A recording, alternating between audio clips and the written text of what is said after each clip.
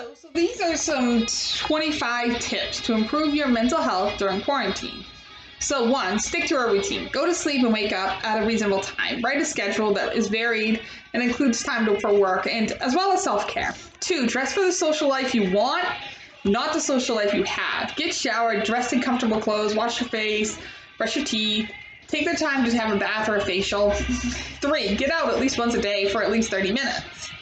4, find some time to move each day. 5, reach out to others you guessed it at least once daily for 30 minutes. Try to do FaceTime, Skype, phone calls, texting, anything, Zoom. Set up virtual play dates with friends via FaceTime, Messenger, or Zoom.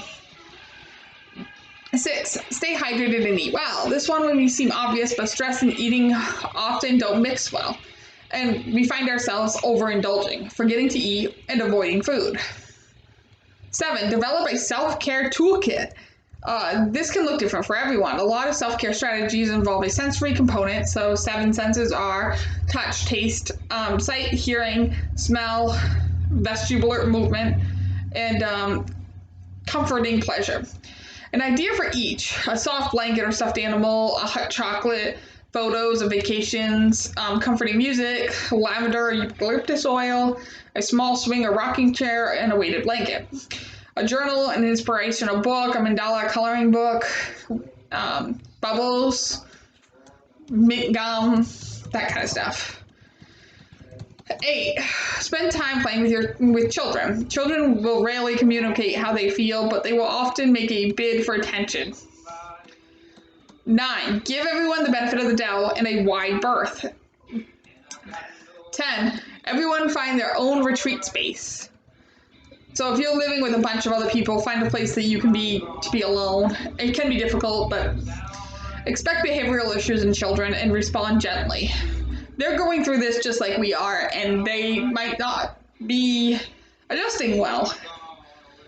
So focus on safety and attachment. For is number 12. Number 13, lower expectations and practice radical self-acceptance. Give yourself what psychologists call radical self-acceptance, accepting everything about you, your current situation, your life without question, blame, or pushback. 14, limit social media and COVID conversations, especially around children. One can find tons of information on COVID-19 to consume, and it changes minute to minute. I don't watch the news every day because I don't want to, it's just so negative. And even I talk about COVID-19, but I'm trying to focus on the positive. So notice the good in the world and the helpers, there is a lot of scary, negative things, overwhelming information to take in regarding this. But there were also tons of stories of people sacrificing, donating, and supporting one another. 16, help others. 17, find something you can control and control the heck out of it. 18, find a long-term project to dive into. So learning the keyboard for me, reading a book series, watching an 8-season show, some people have been doing Animal Crossing. 19, engage in repetitive movements and left-right movements. Research has shown that repetitive movements, knitting, coloring, painting, especially left-right movements, so running, drumming, skating, hopping, can be effective at self-soothing and maintaining self-regulation in moments of distress. 20, find an expressive art and just go for it. 21, find lightness and humor in each day. 22, reach out for help. You have people who are there for you. Friends, family, medical doctors, if you need medications. 23, chunk your quarantine. Take it moment by moment. We have no roadmap for this. We don't know what it is going to look like in 1 day, 1 week, or 1 month from now. Often when we work with patients who have anxiety around overwhelming issues, I suggest that they engage in a strategy called chunking. Focus on whatever bit-sized piece of challenge that feels manageable. So whether it be 5 minutes a day. So focus on the next 5 minutes. Focus on the next, you know what I mean? Don't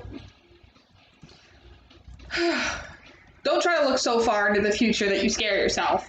And don't look so far into the past that you're diving into old habits because of that.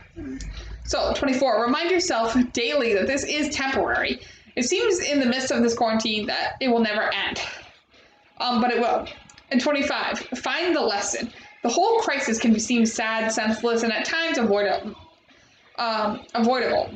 When psychologists work with trauma, a key feature to helping someone work through this sad trauma is to help them find their agency, the potential positive outcomes they can affect, the meaning of the construction that come from the out of destruction. What can each of us learn here in big and in small ways from the crisis? What needs to change in ourselves, our homes, our communities, our nation, and our world? So that's all I have for that. So thanks for watching.